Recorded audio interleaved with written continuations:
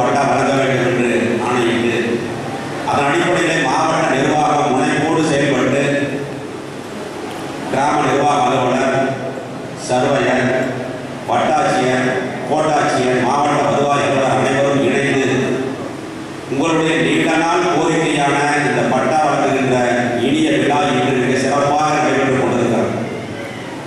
இதற்கு முன்னர் கரூர் மாவட்டத்தில் கரூர் சட்டமன்ற தொகுதியில் நிறைய பேர் சட்டமன்ற உறுப்பினர்களாக வருகின்றிருக்கிறார்கள்.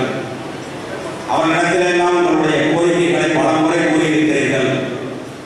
ஆனால் உங்களுடைய பகுதிகளுக்கு வாக்கு சேகரிக்கின்ற வந்த பொழுது நீங்கள் வைத்த கோரிக்கையை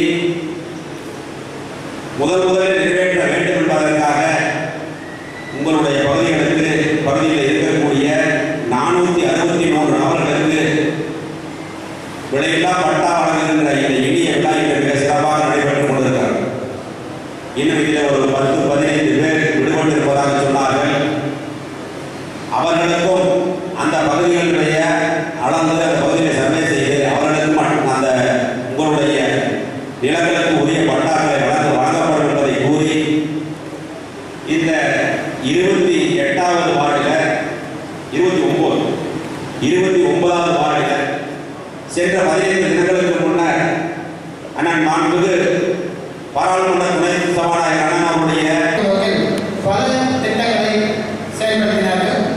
அதில் முக்கியமான திட்டம் என்னவென்றால் இந்த பட்டங்களை அதிக எண்ணிக்கையில் மாற்றுவது என்பது மக்கள் இருக்கும் அளவுக்கு மாற்றி அமைத்து இப்பொழுது 290 பட்டங்கள் தாலுகாக்கள் தமிழ்நாடு மாநிலத்தில் இருக்கும் அளவுக்கு பட்டங்கள் எண்ணிக்கை அதிகப்படுத்தி சீக்கிரமே தங்களுடைய வேலைகளை முடித்துக் கொள்ள வேண்டும் என்று பட்டங்களை பிரித்தவர், அதிக எண்ணிக்கையில் தந்தவர், மதிப்பிற்கு மரியாதைக்குரிய மாண்புமிகு முன்னாள் மறைந்த முதல்வர் அவர்கள் பட்டா வழங்க முடியாமல் ரொம்ப பல காலங்களாக போராடி கொண்டிருந்த காலத்தில் நமது மதிப்பிற்கும் மரியாதைக்குரிய மாண்புமிகு கோட்டாட்சியர், வட்டாட்சியர் உள்ளிட்ட அனைத்து வருவாய்த்துறை அலுவலர்களையும் அழைத்து இந்த டவுன் செட்டில்மெண்ட் எந்த அளவுக்கு இது விரைவில் உடனடியாக நடவடிக்கை எடுக்க வேண்டும் என்று அறிவுரை வழங்கிக் கொண்டிருந்தார்கள்.